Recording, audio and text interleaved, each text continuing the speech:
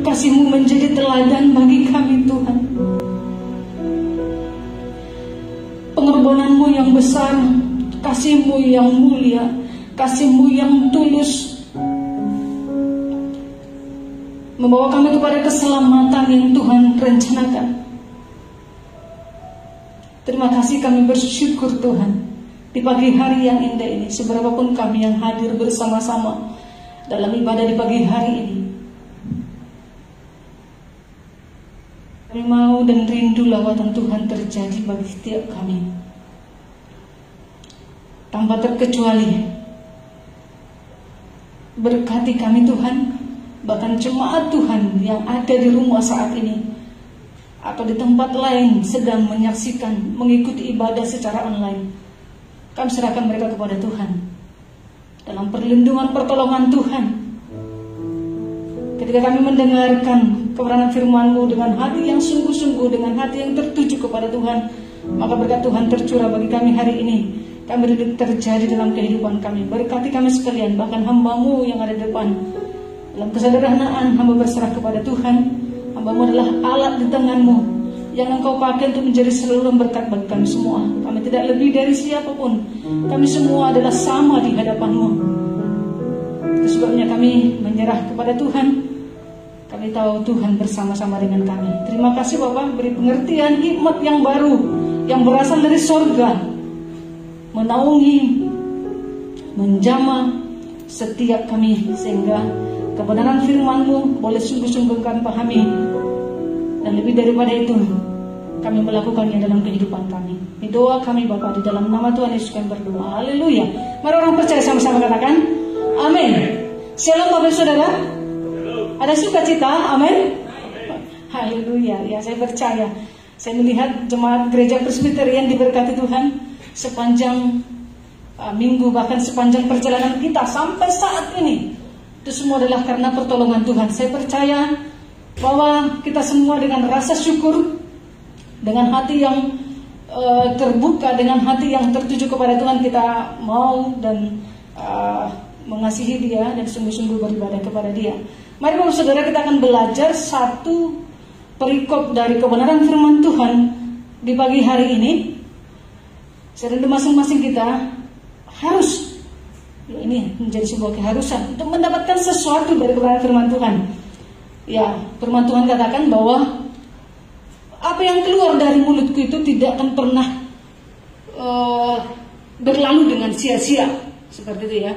Jadi saya berharap setiap jemaat Tuhan ketika punya hati yang sungguh-sungguh mendengarkan firman Tuhan, maka firman Tuhan yang hidup dan berkuasa itu tidak akan pernah berlalu dengan sia-sia dari kehidupan kita.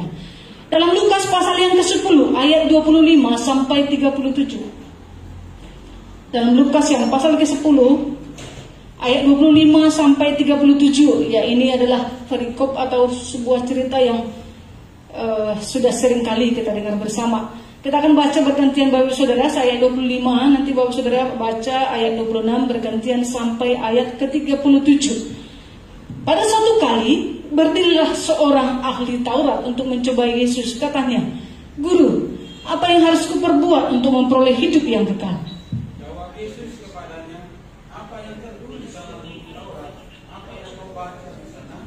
Jawab orang itu, "Kasihilah Tuhan Allahmu dengan segenap hatimu, dengan segenap jiwamu, dan dengan segenap kekuatanmu, dan dengan segenap akal budimu, dan kasihilah sesamamu manusia seperti dirimu sendiri." Kata Yesus kepadanya, "Jawabmu itu benar, perbuatlah demikian, maka engkau akan hidup." Tetapi untuk membenarkan dirinya, orang itu berkata kepada Yesus, "Dan siapakah sesamaku manusia?"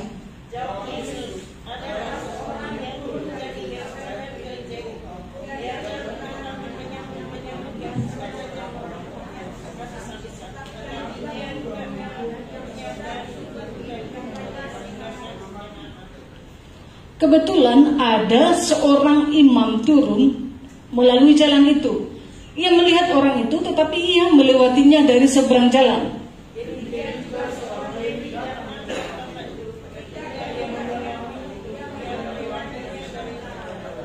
Lalu datang seorang Samaria yang sedang dalam perjalanan ke tempat itu, dan ia melihat orang itu, tergeraklah hatinya oleh belas kasihan.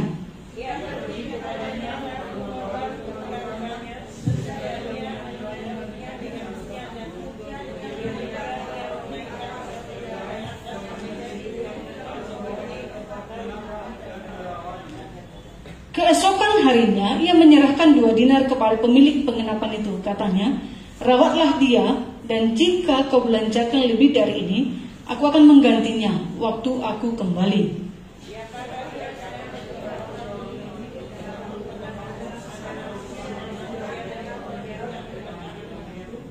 Kita akan baca bersama-sama, Bapak Saudara. Jawab orang itu, orang yang telah menunjukkan belas kasihan kepadanya. Kata Yesus kepadanya, pergilah dan perbuatlah demikian. Ya, demikian pembacaan firman Tuhan, Bapak Saudara. Ya, saya kasih tema kebenaran firman Tuhan di pagi hari ini, yaitu mengasihi Allah dan mengasihi sesama. Jelas tadi kita lihat ada sebuah ayat, sebuah pertanyaan yang diajukan oleh seorang ahli Taurat. Begitu ya. Ya, ini ahli Taurat yang boleh dikatakan adalah ahli Taurat yang kemungkinan bingung juga gitu ya. Apakah yang hidupnya itu seolah-olah belum pasti keselamatannya gitu. Dia tidak yakin apakah dia akan mendapat keselamatan atau kehidupan kekal itu suatu saat nanti, sehingga itu yang menjadi pergumulan di dalam batinnya, dan dia bertanya hal ini kepada Tuhan Yesus. Sebenarnya ayat yang sama itu ada beberapa di kitab yang lain, di Injil yang lain, walau sedikit berbeda begitu. Tetapi itu selalu menceritakan tentang seorang ahli Taurat yang seolah-olah kebingungan, belum mendapatkan sebuah kehidupan kekal nanti. Ya, walaupun ada beberapa penafsir mengatakan bahwa hidup yang kekal di sini adalah sebuah hidup kekal yang dimimpikan orang itu adalah hidup yang tidak berakhir begitu. Bukan surga yang dimaksud seperti itu. Tetapi maksudnya bagaimana supaya saya ini hidup selama-lamanya begitu. Hidup saya ini tidak mati suatu saat. Ya, mungkin ini yang ingin mereka dapatkan seperti itu. Karena banyak juga walaupun dikatakan ahli Taurat atau ahli agama, tetapi hati mereka belum tentu sungguh-sungguh terhadap Tuhan. Itu banyak terjadi, Bapak Ibu Saudara. Nah, di ayat 27 itu dikatakan, kasihilah Tuhan Allahmu. Ini jawaban yang dia berikan sendiri kepada Tuhan Yesus. Ketika Tuhan Yesus menantang ahli Taurat ini, apa yang kau baca di dalam hukum Taurat? Dia tahu persis ayat ini. Ya, sama seperti kita, mungkin ayat ini sebuah hafalan yang kita tahu persis seperti itu ya. Kasihilah Tuhan Allahmu dengan segenap hatimu, dan dengan segenap jiwamu, dan dengan segenap kekuatanmu, dan dengan segenap akal budimu. Dan kasihilah sesamamu manusia seperti dirimu sendiri. Ya, ayat ini dari perjanjian lama sampai ke perjanjian baru itu adalah ayat yang paling sentral sebenarnya. Kalau kita lihat, ya, dan itu memang benar-benar terjadi, dan itu seharusnya begitu ya. Nah, mengasihi Allah bisa kita artikan sebagai bahwa kita memandang Bapa, memandang Allah itu sebagai yang terbaik dari segala yang ada. Artinya bahwa kita mengakui Allah itu adalah satu-satunya, tidak ada yang lain seperti Dia. Dia yang terbaik, Dia yang the best dari semuanya, Bapak Ibu Saudara. Allah-Allah di dunia ini, ilah-ilah lain, kita katakanlah begitu ya. Karena kalau kita ganti Allah itu sepertinya kita bisa menyamakan derajatnya. Enggak, Bapak Ibu Saudara. Ilah-ilah lain yang disembah oleh orang-orang yang tidak percaya kepada Tuhan, sebenarnya itu tidak ada apa-apanya dibandingkan Tuhan Allah kita. Itu sebabnya kepada Dia, kepada Allah itu, kita melakukan kewajiban kita, ya misalnya seperti memberikan syukur dan pujian kepada Tuhan. Nah, saya percaya Bapak Saudara, kita semua ada di sini adalah untuk bersyukur kepada Tuhan, untuk memuji Tuhan, beribadah kepada Tuhan. Kita tidak sedang mengerjakan hal lain di tempat ini selain itu, Bapak Saudara. Amin. Ya, kemudian setelah itu kita mengasihi Allah itu juga berarti mengabdikan diri sepenuhnya kepada Dia, mengabdi, menjadi seorang pelayan, menjadi seorang hamba yang tunduk kepada seorang Tuhan. Itu namanya mengabdi, Bapak Saudara. Dan kasih ini harus tulus, dan sepenuh hati, atau dengan kata lain itu bersungguh-sungguh. Nah, kasih yang kita berikan kepada Allah itulah kasih yang melebihi kasih kita terhadap apapun. Jadi Allah itu kita harus tempatkan sebagai Allah yang lebih dari apapun di dunia ini. Bisa jadi itu menyangkut hobi kita, bisa juga menyangkut kesenangan-kesenangan kita, atau apapun yang kita rasa di dunia ini menjadi sebuah prioritas yang ingin kita kejar. Allah harus menjadi tempat terutama Bapak Ibu sudah dibandingkan semua itu. Ya. Mungkin dari dunia ini sedang mengejar sebuah kesuksesan, sebuah popularitas, tapi itu harus di bawah Allah, itu maksudnya. Bapak Ibu saudara, Allah itu menjadi tempat yang paling sentral, tempat yang paling utama dalam kehidupan kita. Itu namanya mengasihi Allah. Jadi kalau dilakukan setengah-setengah itu tidak mengasihi Allah, Bapak Saudara. Sementara mengejar kesuksesan, membuat kesuksesan menjadi Allah, ya kita sebandingkan kedua-duanya antara Allah dengan kesuksesan, ya itu sama, artinya tidak mengasihi Allah. Itu maksudnya begitu ya. Lalu bagaimana dengan mengasihi manusia?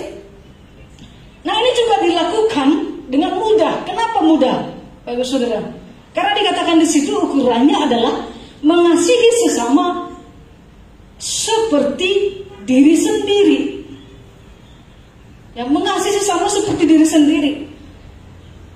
Jadi bisa dilakukan dengan mudah. Ya tinggal apa yang saya pingin. Saya mengasihi orang lain itu seperti saya mengasihi diri saya sendiri.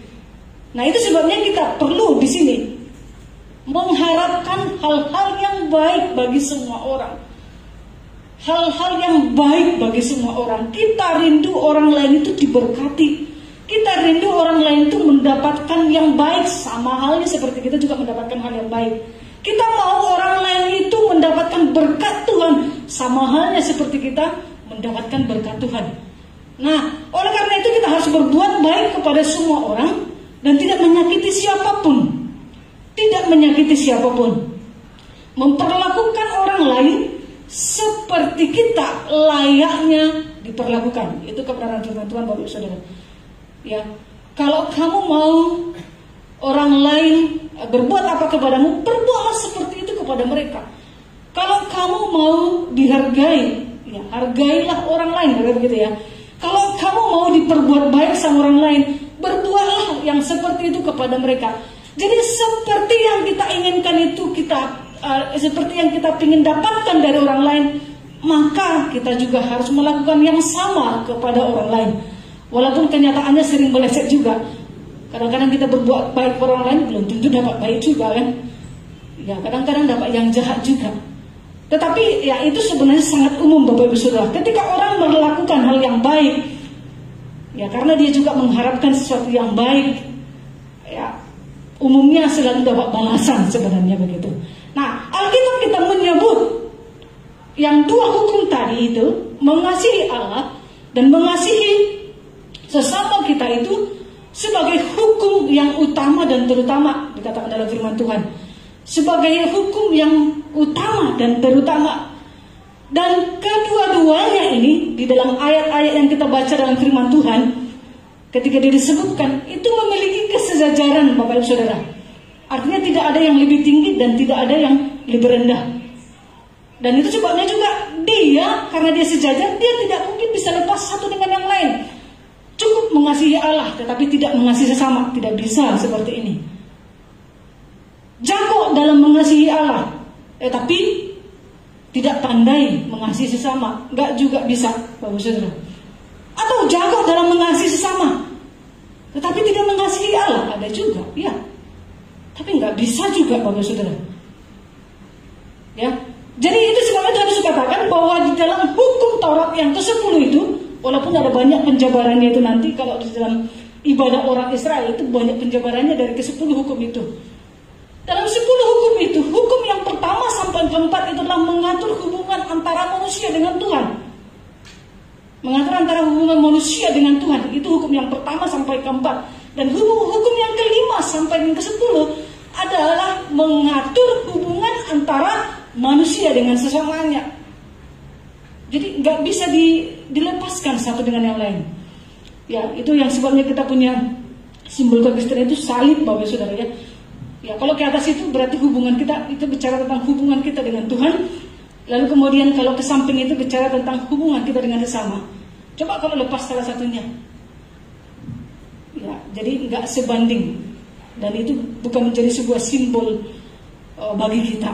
Dan itu juga yang Tuhan Yesus lakukan, Bapak Saudara. Jadi mengasihi Allah juga dengan mengasihi sesama, itu baru fair. Itu baru benar-benar sejajar. Gak bisa diabaikan salah satunya.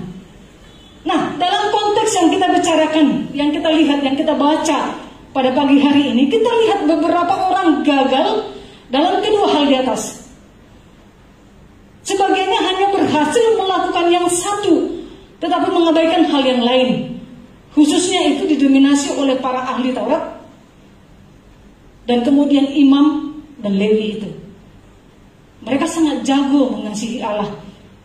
Saya tidak tahu apakah itu benar-benar demikian, ya. Tetapi menurut pengakuannya kelihatannya begitu ya. Tetapi dalam mengasihi sesama itu punten nol, kira-kira begitu. Tidak seperti yang diharapkan. Tapi sungguh ironis, Bapak Ibu Saudara, ada seorang yang dianggap kafir atau tidak mengenal Allah, bahkan dijauhi. Atau lebih parah lagi, lebih kejam lagi, disebut dia sebagai istilah anjing-anjing, begitu ya. Oh, itu mengerikan. Tetapi justru menunjukkan sikap mengasihi sesama. Justru menunjukkan sikap mengasihi sesama. Tentu yang Tuhan inginkan adalah kedua hal itu, yaitu mengasihi Allah dan mengasihi sesama itu berjalan berdampingan, tidak berat sebelah, Bapak Ibu Saudara. Mengasihi Allah itu kita harus buktikan juga dengan mengasihi sesama kita manusia. Lalu apa yang kita dapat pelajari dari kisah ini? Sehingga kasih itu, kasih yang kita miliki dalam diri kita itu benar-benar terarah sesuai dengan tujuan Tuhan.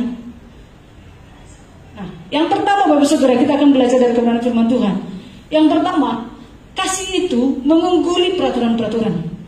Kalau kita lihat ayat 31 sampai 32, Bapak Saudara ya, di situ diceritakan bahwa ada waktu itu seorang imam.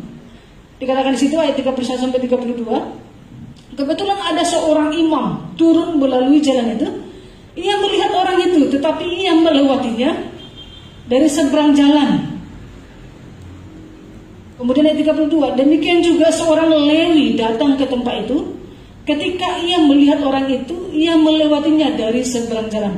Nah, orang-orang yang pertama sekali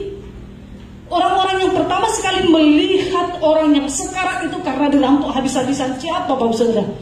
Dalam orang pertama itu adalah imam. Imam itu siapa? Imam itulah orang-orang yang bertugas menjalankan ritual keagamaan di bait suci.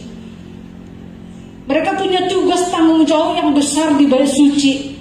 Ibaratnya kalau tidak ada imam, Bapak Ibu Saudara, maka ritual keagamaan atau acara kegiatan keagamaan itu tidak akan berjalan. Sebab mereka menjadi orang penting di dalam bait suci itu. Nah, kemudian selain imam, tetapi juga ada orang Lewi yang juga bertugas di dalam bait suci. Nah, tugas orang Lewi ini ngapain? Mereka itu menyanyi, kemudian mereka juga memainkan alat musik dalam ibadah-ibadah yang berlangsung. Mereka membantu pekerjaan para imam dan mereka juga bisa menjaga di bait suci itu. Nah, kedua jabatan di dalam bait suci ini, Bapak Ibu Saudara, adalah jabatan yang sangat penting, Bapak Saudara. Itu menjadi sebuah pilar di dalam bait suci. Mereka adalah orang-orang penting di dalam bait suci. Kalau orang ini tidak ada, ya maka ibadahnya saya yakin tidak akan jalan, begitu, Bapak Saudara. Ya mungkin ada yang lain juga, teman-teman mereka bisa jadi, tapi yang saya maksud adalah bahwa imam dan orang Lewi itu mereka memiliki kedudukan penting di dalam bait suci, begitu ya. Sehingga mereka sangat dibutuhkan tentunya di sana. Nah, karena bait suci itu merupakan pusat kehidupan Yahudi saat itu.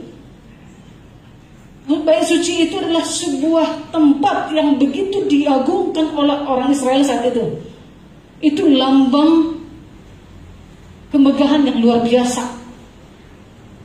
Mereka sangat bangga dengan itu, dengan bait suci itu. Jadi Kalau ada seseorang yang punya tugas di sana sebagai seorang imam atau sebagai seorang Lewi, itu adalah sebuah kebanggaan tersendiri.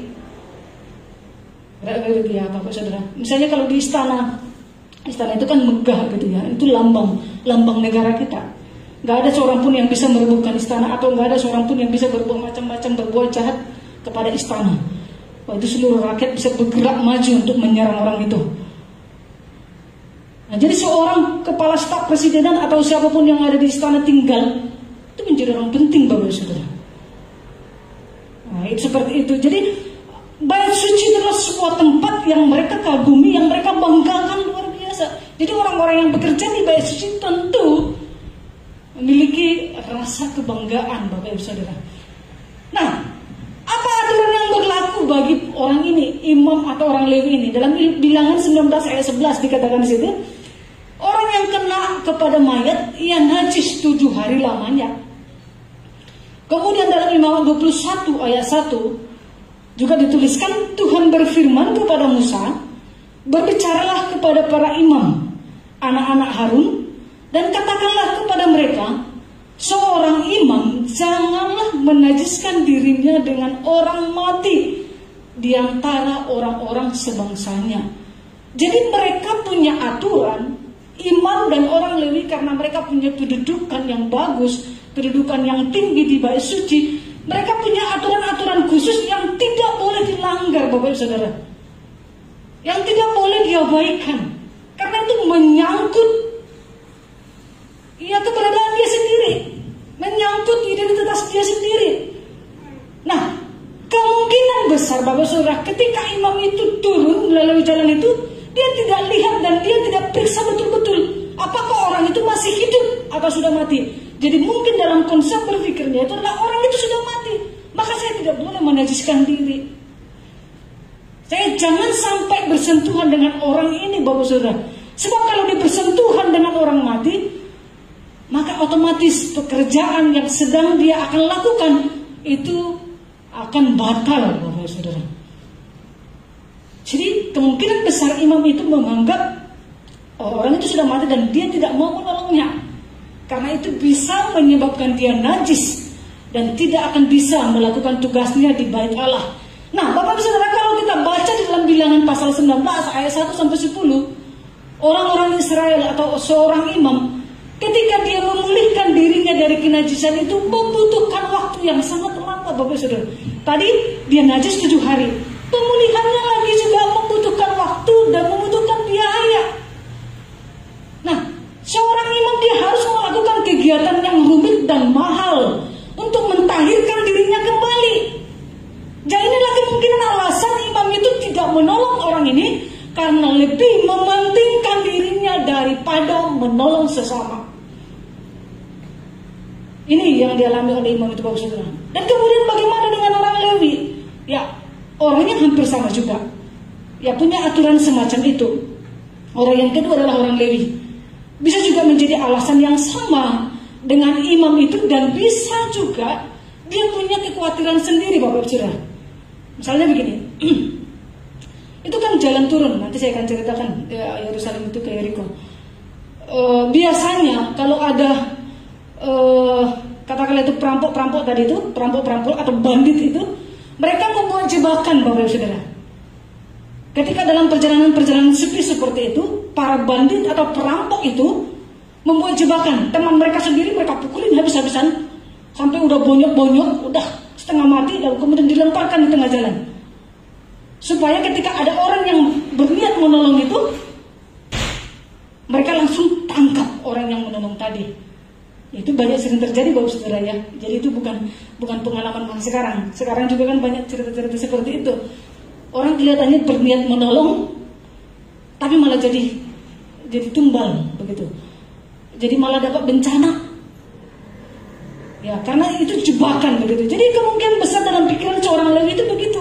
Wah, ini bisa jadi ini sebenarnya kawanan perampok.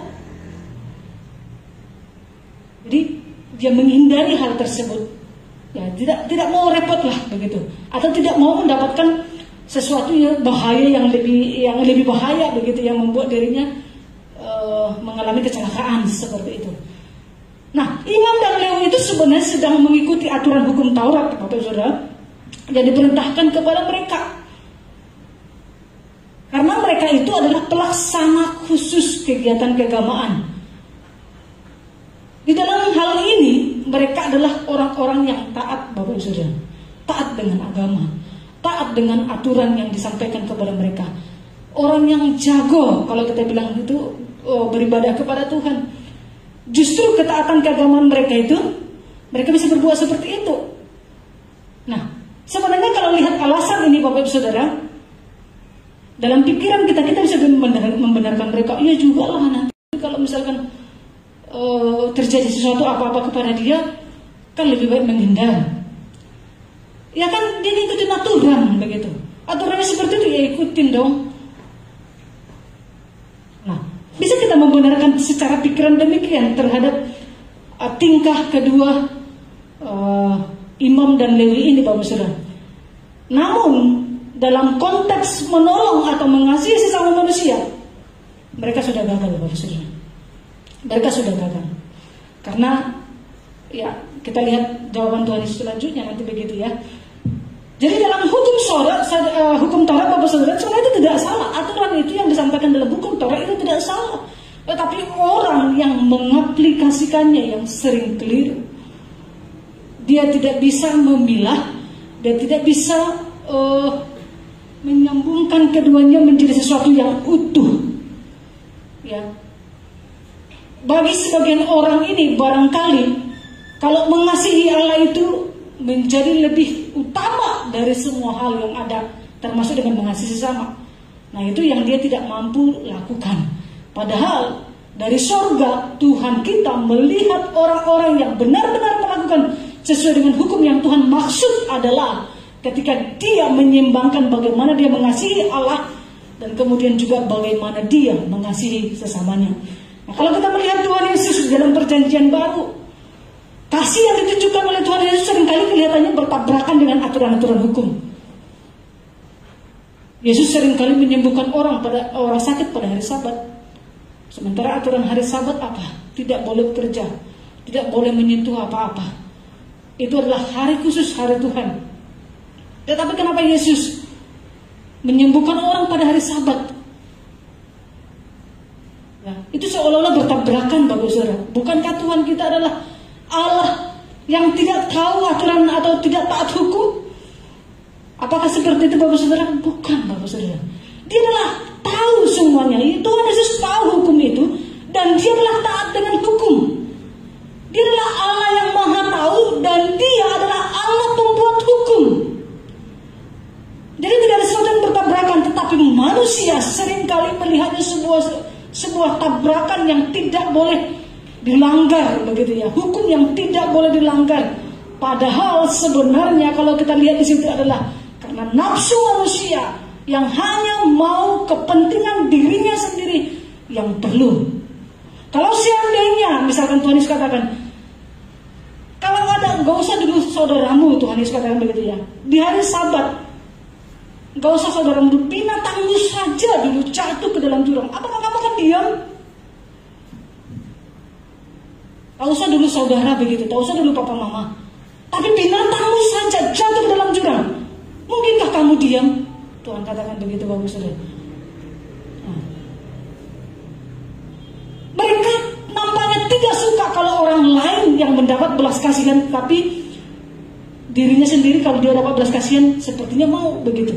Nah, ini manusia adalah manusia yang serakah, manusia yang hanya mementingkan kepentingan dirinya sendiri. Nah, bagi Yesus, kasih, belas kasihan, welas asih, perbuatan kebajikan itu lebih tinggi, lebih penting dari segalanya. Lihatlah bagaimana Yesus memandang orang-orang menderita saat itu, Bapak Saudara. Hatinya dipenuhi dengan belas kasihan. Hatinya dipenuhi dengan belas kasihan. Dalam Matius pasal 19, dalam Matius pasal 19 ayat 13 ya, 9 ayat 3 kalau salah. Coba buka. Di situ ada sebuah cerita, Bapak Saudara. Ketika seseorang membenarkan apa yang disampaikan oleh Tuhan Yesus ketika mengenai kasih kepada Allah dan kepada sesama itu? Bisa buka? Oh, nggak bisa. Coba ya, dalam Matius pasal 9.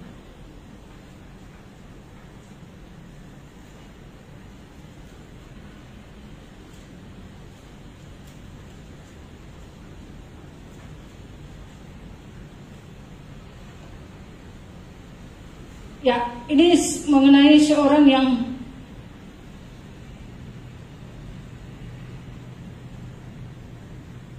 tentang belas kasih, ayat 13 Bapak Saudara ya.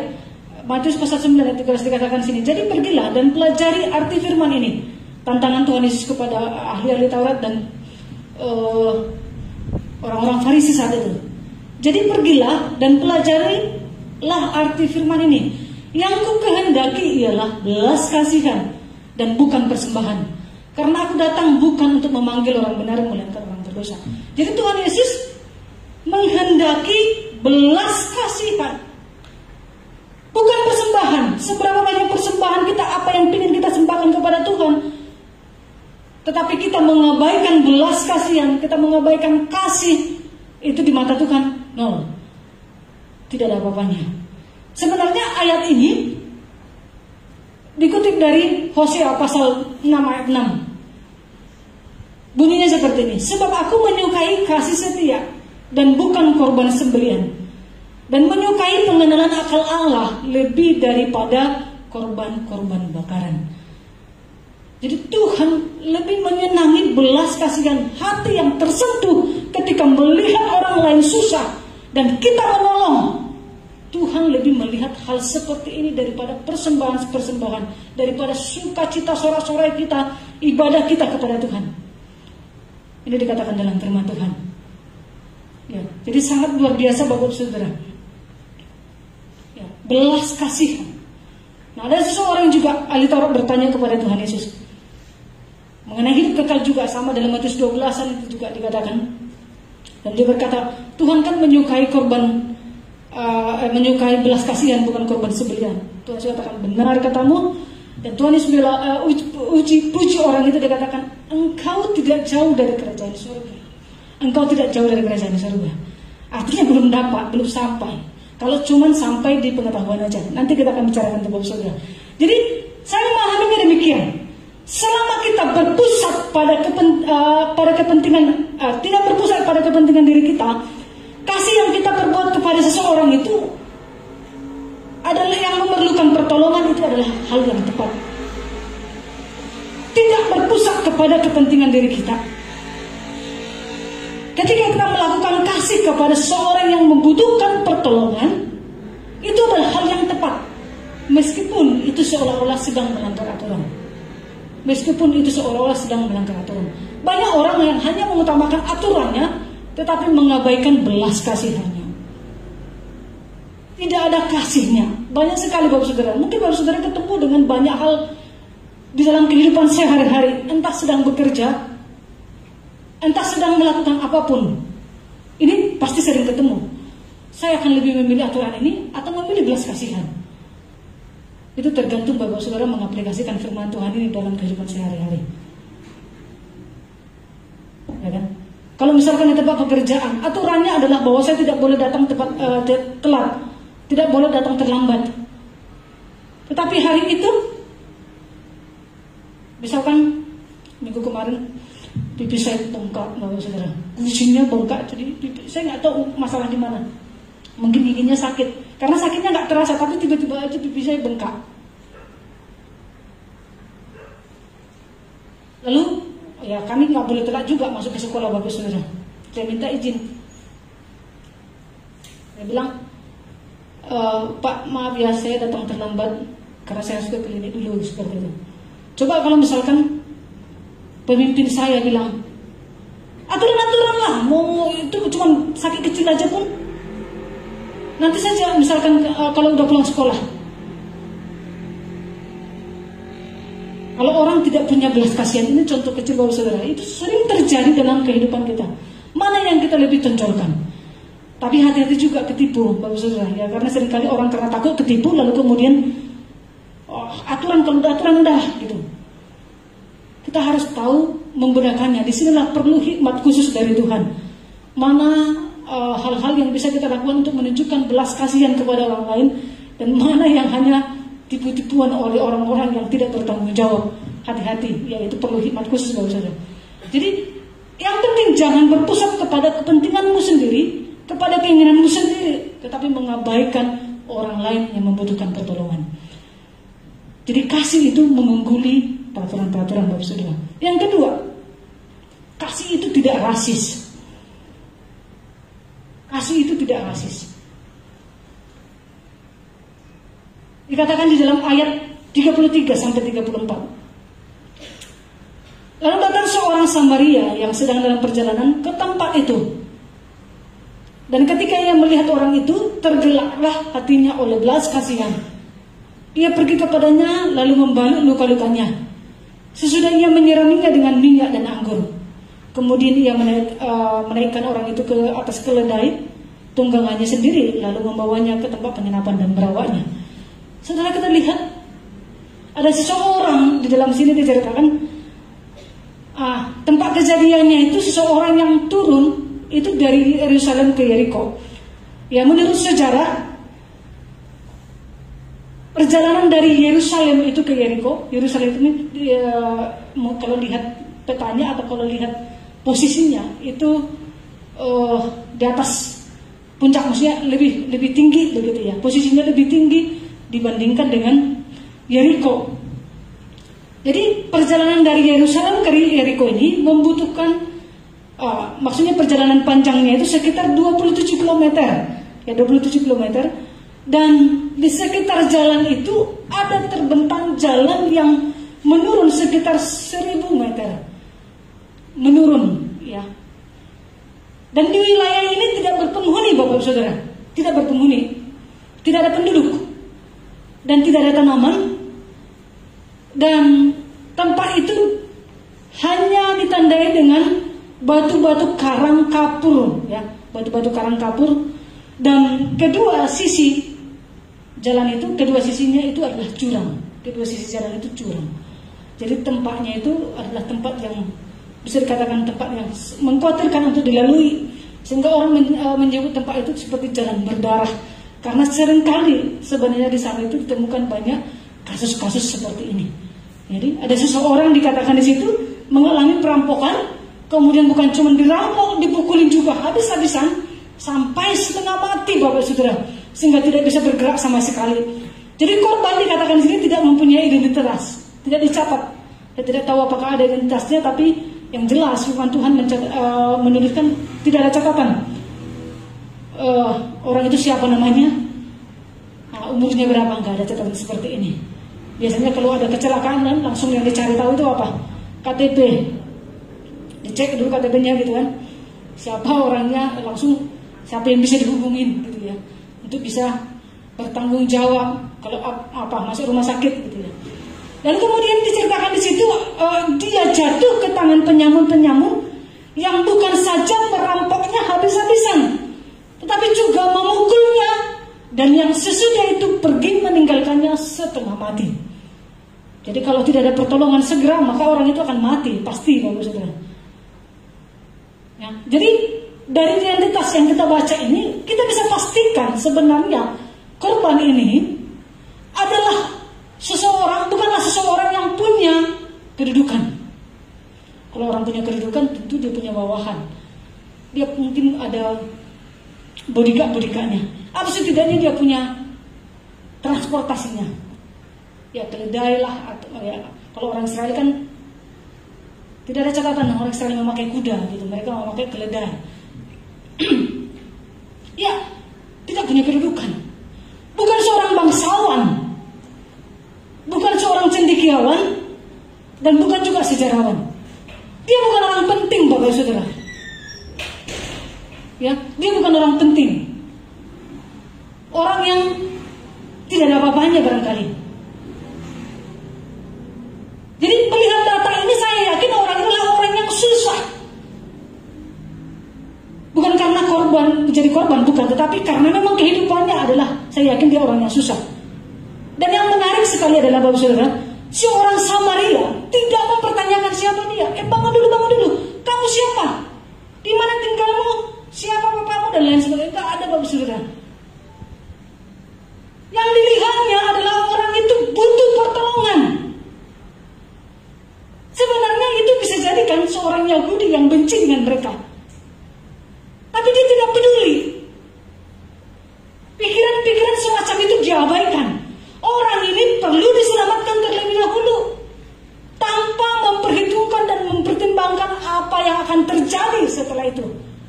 Niatnya benar-benar tulus, Bapak Saudara. Ini menjadi sebuah contoh bagi kita ya. Sama sekali dia tidak, kulitnya warna apa? Bukan, Bapak Saudara. Ini suku apa? Ini budayanya bagaimana? Ini harusnya menjadi pelajaran bagi kita apabila kita memandang muka dalam menolong orang lain. Beberapa orang hanya mampu mengasihi sesamanya yang seagama dengan dia, hanya mampu mengasihi sesamanya yang sesuku dengan dia, yang warna kulitnya sama dengan dia, atau sederajat dengannya, selevel dengannya, atau menganggap orang lain bukan apa-apa dibanding dirinya. Bapak Saudara, ini adalah hal-hal yang harus kita hindari.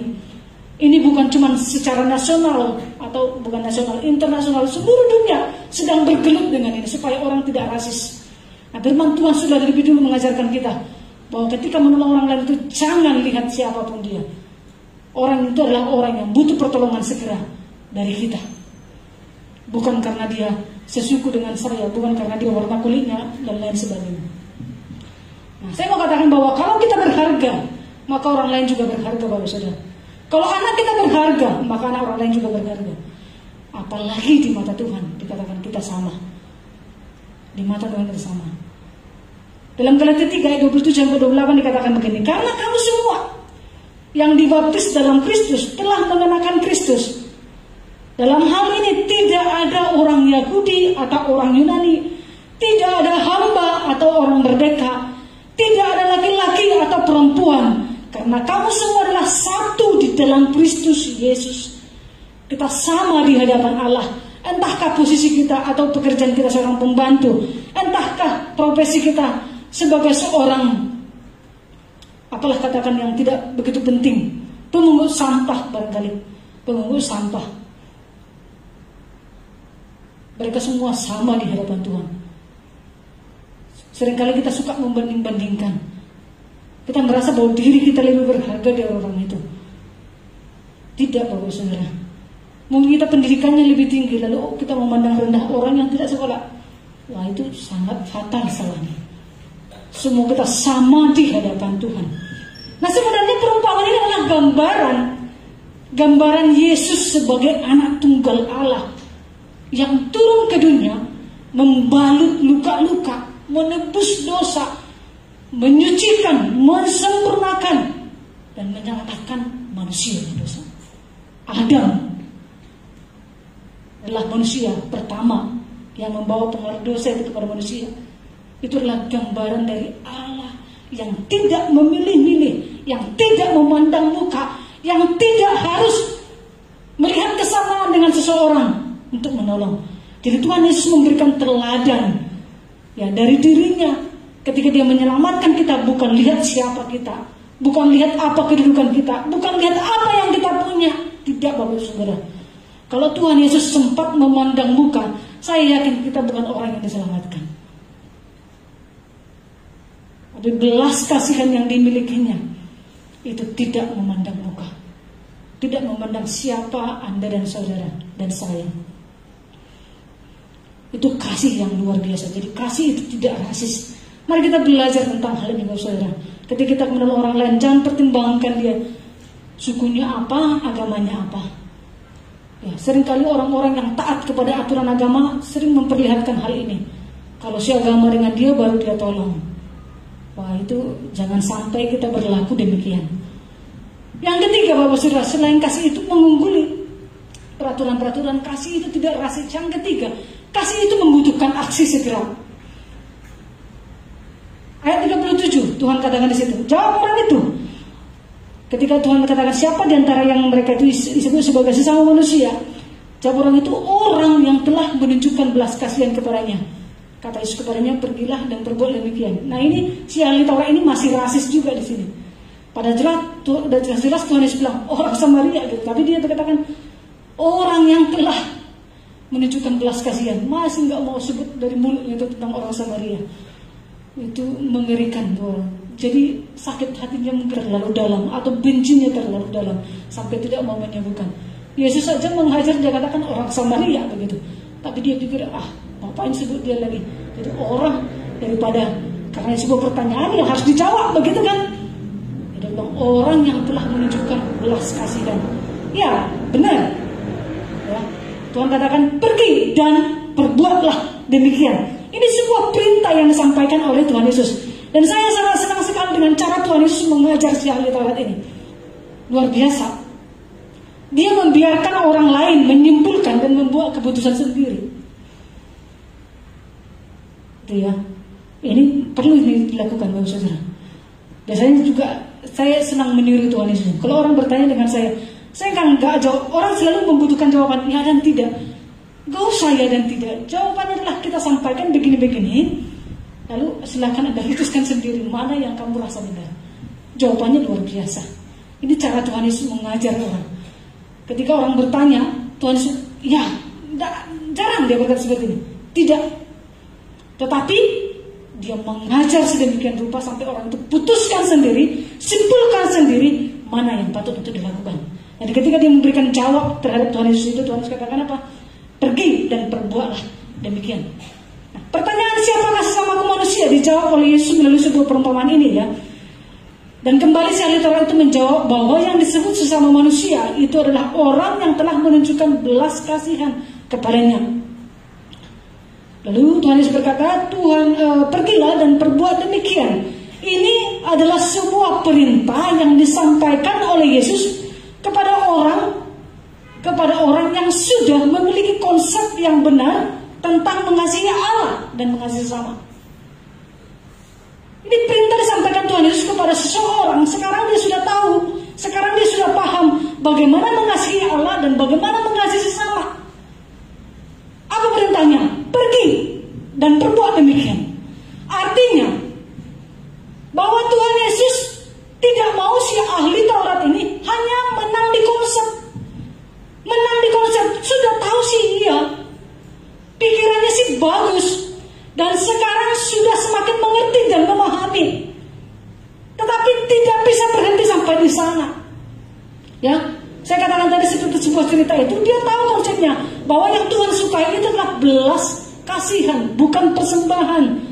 Tuhan katakan engkau tidak jauh dari kerajaan Allah.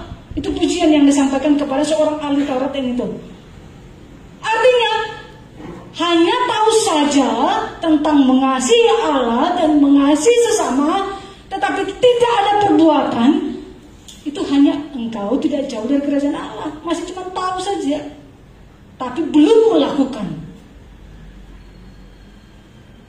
Artinya, you belum masuk kepada kerajaan yang sesungguhnya yang Tuhan sedang beritakan itu. Jadi gak boleh cuma menang di konsep, tahu semua hal, tahu banyak hal, tetapi nol dengan perbuatannya. Tidak ada tindakan kasih Bapak Saudara. Itu sebabnya di dalam satu cerita yang lain, orang kaya yang disebutkan di dalam firman Tuhan, ketika dia datang kepada Tuhan Yesus, bagaimana cara saya mendapatkan kehidupan yang kekal?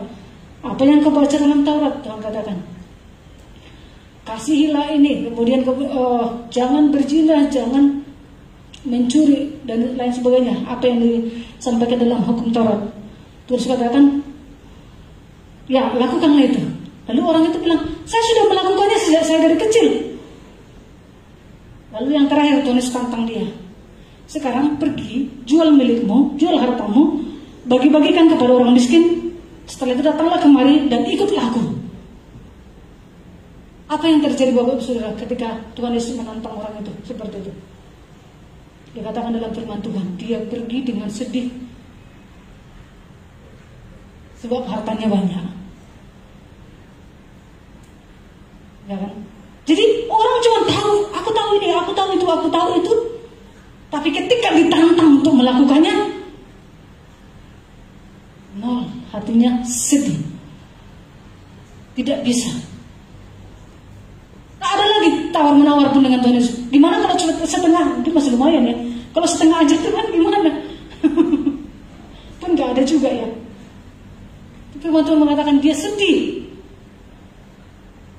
Ya.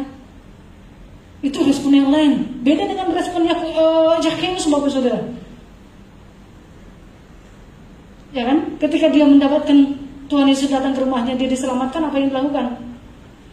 Tuhan, setengah dari hartaku akan kuberikan kepada orang miskin. Dan jikalau ada orang yang kuperas, akan kukembalikan 4 kali lipat. Zakheus merasa sudah mendapatkan harta yang paling berharga itu Tuhan Yesus dibandingkan dengan harta tadi itu. Langsung kelihatan perbuatan tindakan kasihnya Bapak Saudara. Ini adalah hanya contoh. Tidak disuruh Bapak Saudara melakukan hal seperti ini persis, enggak. Namun melakukan tindakan nyata atau tindakan kasih yang sesungguhnya Bapak Saudara. Ketika kita berusaha untuk menolong orang-orang lain yang membutuhkan pertolongan yang membutuhkan pertolongan ya. Jadi jangan cuma di konsep yang benar tentang mengasihi Allah dan mengasihi sesama, tetapi tindakannya tidak ada. Ya. Itu yang sangat disayangkan Bapak Ibu Saudara. Tuhan mau konsep kita benar tentang mengasihi Allah dan mengasihi sesama kita, tetapi Dia juga mau kita melakukan apa yang kita tahu itu dengan sungguh-sungguh. Ya. Jadi kita melihat di sini bahwa perbuatan kasih yang kita lakukan pada seseorang itu harus dilakukan dengan segera. Karena Tuhan Yesus katakan itu pergi, itu bukan sebuah perintah yang diulur-ulur, bukan, tetapi perintah yang harus membutuhkan tindakan segera. Tidak perlu pertimbangan banyak-banyak atau pertimbangan matang-matang. Mau tolong nggak ya nanti kalau begitu, kalau kayak gini gimana? Kalau kayak gitu akhirnya lama-lama nggak jadi. Ya, sampai akhirnya kita lupa dan kita akhirnya mengabaikan apa yang tergerak di dalam hati kita tadi. Nah itu sebenarnya perlu segera. Kalau hatinya tergerak, segera lakukan. Kalau masih membutuhkan atau mau pertimbangkan, wah itu bisa lari, bisa jadinya tidak ada. Nah ini adalah semua perintah yang harus segera dilakukan. Dan saya yakin itu pasti menyenangkan Tuhan. Dan kita sendiri pun akan diberkati Bapak Saudara. Apa yang kita dengar hari ini lewat cerita orang Samaria yang murah hati ini sebenarnya adalah gambaran Tuhan Yesus. Dia mau kita meneladani sikap-sikap yang demikian. Kasih kita itu jangan sampai terhalang oleh karena adanya aturan-aturan Bapak Saudara. Itu sebabnya kita bisa menarik sebuah kesimpulan dari sini bahwa mari kita mengasihi Allah dengan tulus dan sungguh-sungguh, ya, tanpa ada embel-embelnya yang lain. Kemudian kita mengasihi sesama juga adalah sebagai pembuktiannya. Saya katakan tadi bahwa mengasihi Allah itu tidak akan balance kalau kita tidak mengasihi sesama. Mengasihi Allah harus juga dibuktikan dengan mengasihi sesama kita. Dan mengasihi sesama kita juga tidak memandang muka Bapak Saudara. Tidak memandang muka. Dan kemudian juga kita mengasihi sesama itu jangan mengulur-ulur tindakan kasih atau menunda-nunda. Karena Tuhan memerintahkan kita untuk berbuat demikian. Jangan hanya tahu mengucapkan tetapi tidak melakukannya. Ini yang bahaya. Itu yang saya katakan, semua orang kalau dalam itu bisa berkhotbah Bapak Saudara. Semua akan pandai cakap, semua akan pandai ngomong. Itu bisa saja. Tak melihat apakah dia akan sekolah teologi atau siapa, semua pandai. Tetapi bagaimana dengan perlakuan? Bagaimana dengan tindakan kasih? Ya, itu yang didominasi oleh itu jago-jago kalau bicara. Tapi tindakan kasihnya bagaimana? Ya, belas kasihannya bagaimana? Ketika dia memandang orang lain bagaimana? Ini menjadi tantangan tersendiri bagi kita Bapak Saudara. Saya bersyukur jemaat gereja Presbyterian. Saya melihat orang-orang yang punya sesuatu yang lebih yang dipercayakan Tuhan di tempat ini. Mereka punya hati yang sungguh-sungguh terhadap Tuhan. Mereka suka memberi, tidak tahan-tahan dengan apa yang Tuhan percayakan kepada mereka. Dan Tuhan mau kita tetap setia melakukannya, lebih meningkatkan lagi.